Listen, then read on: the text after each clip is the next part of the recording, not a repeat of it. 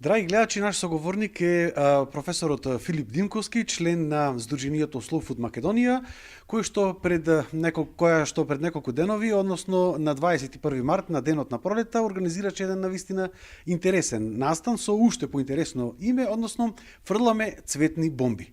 За тоа како вид на бомби станува збор и како помина целата таа акција, чија што цел е зачувување на опрашувачите во нашата држава и биодиверзитетот, ќе ни раскаже токму Димковски. Димковски, благодарам пред се за одвоеното време и можноста да го прикажеме на вистина овој интересен настан кој што беше во ваша организација.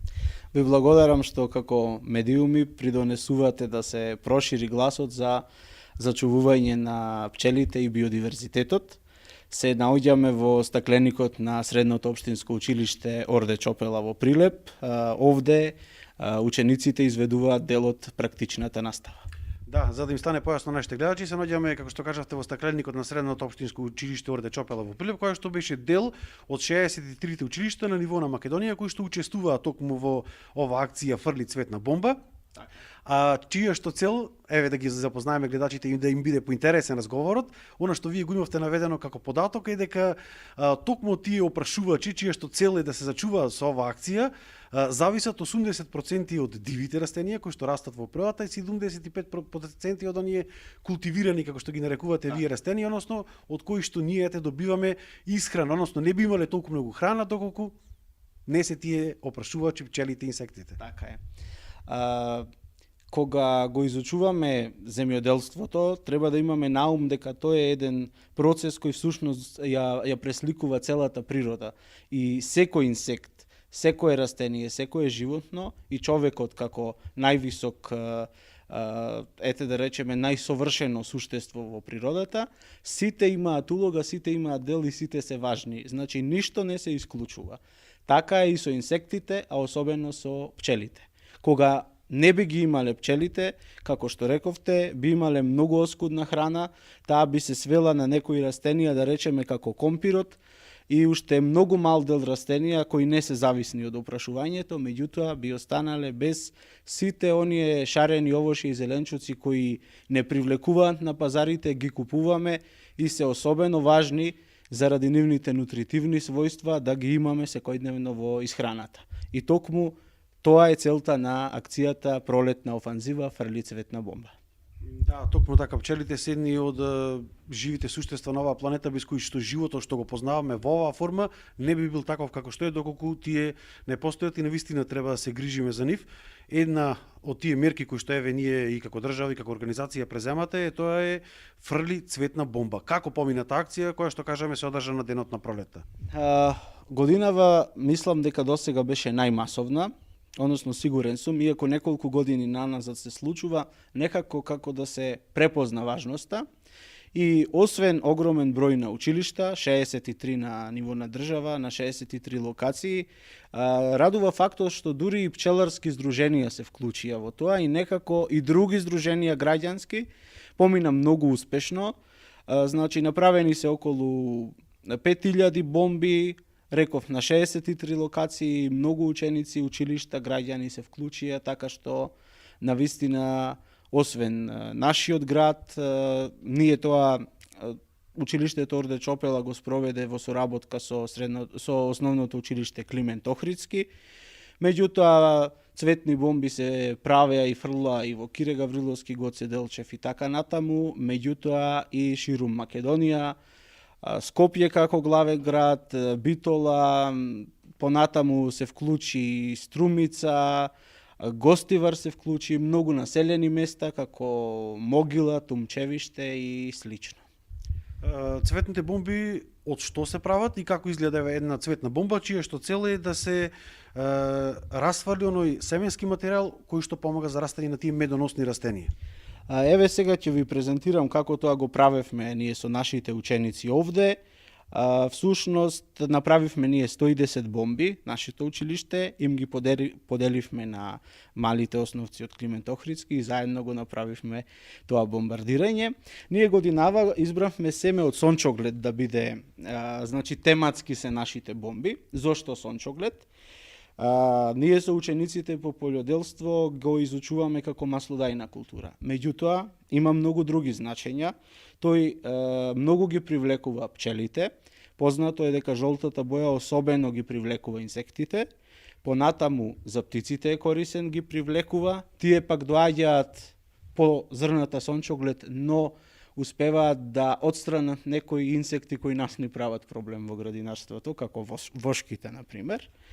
И имаме плюс едно уживање, декорација и прекрасен изглед кој се надевам наскоро ќе се случи, ќе расцветаат и ќе имаме атрактивен училишен двор. Еве да погледаме како се замесува една таква бомба. Сега ќе импровизирам. Ние со учениците тоа баш онака во голема количина го правевме. Значи потребна ни е глинеста почва. Во случајов оваа не ни е баш глинеста, ама ние ќе се снајдеме. Потребен ни е хумус. Зошто глинеста? За да може да се стврдни нели бомбата. Инаку да ви спомнам дека ова е многу стар начин на изработка на расејување. Го користел научникот Масанобу Фукуока, агроном и филозоф, кој вака ги оплеменувал оние подрачја каде што немаме сонце и немаме можности да ораме, да обработуваме и немаме наводнување. Бомбата, еве вака, значи ставивме земја, хумус и семе од сончоглед. Сега тука вака промешуваме, додаваме вода, за да образуваме една цветна бомба. Сега кога дели би имале поголемо количество на глина, оваа топка ќе биде поцврста, но чисто да видите како тоа би требало да изгледа. Сега, оваа бомба треба да се остави вака, да се исуши, значи да се стврдне и потоа да настане расфрлањето. Зошто? Хумусот дава храна, глината го зацврстува, дава можност да се исуши, семето добива влага доволно и е подготвено така трпеливо да чека додека падне првиот дожд, за да почне да рти и да се создаде новото растение. Каде се фрлаат овие така наречени цветни бомби? Овие цветни бомби се фрлаат на подрачја кои во акцијата кои сите се вклучуваа на различни места, избираа сами, или некој позапуштен дел од училишниот двор, или локација во градот која е позапуштена, необработувана, секој имаше право да избере. Ние го избравме предниот дел на училиштето, тоа е еден посув терен, попразен и одлучивме таму да расцветаат нашите сончогледи. Колку овие акции се спроведуваат годишно во Македонија и дали е прв пат оваа акција? Оваа акција неколку години наназад се случува, меѓутоа расте спонтано. Самата организација се вика Slow Food и кај нас оставаме да оди бавно и спонтано. Самите луѓе се приклучуваат, зашто луѓето се најважниот фактор на Slow Food. Значи нема тука некое морање, некоја тензија, туку секој што ја сватил важноста самостојно пристапува и се вклучува. Минатата година така беше поинтензивно и годинава досега е најмасовно. Инаку и претходни години во помала мера се спроведуваше ова. Се случува еднаш годишно, меѓутоа најчесто се случува многу училишта и издруженија да разберат за акцијава во некои делови после самото случување, па само иницијативно да ја спроведат. И нам тоа воопшто не ни пречи. Значи јас тоа го спроведувам и во мојата градина, кога не е тоа дел од кампања или не знам што, едноставно секој што може да проба и да види дали тоа одговара за неговото подрачје и да го свати како еден начин на исполнување на својата одговорност кон животната средина. И еве за крај рековте во Slow Food Македонија се оди така полека и побавно, каде се гледате во иднина во однос на еве ова зачување на животната средина? Дај Боже да нема вистински бомби, да постојат само цветни и да успееме цела држава, барем по едно училиште или институција во секој град да се вклучи, би биле среќни. Искрено, како што годинава тргна, мислам дека за следната година таа цел ќе биде постигната. Меѓутоа, и Slow Food Прилеп, како огранок на Slow Food Македонија, и Slow Food Македонија и сите други конвивиуми, односно ограноци, на различни начини постојано се трудат да направат нешто во однос на подобрување на квалитетот на храната и зачувување на животната средина. Када се гледаме, полжавот е нашиот заштитен знак, се движи бавно, ама знаете, оние линиите се баш прави и се надевам дека одиме кон некои подобри и повисоки цели. Господин Димковски, ви благодарам за разговорот. Ви благодарам и јас. Драги гледачи, тоа беше разговорот со професорот Филип Димковски од Slow Food Македонија.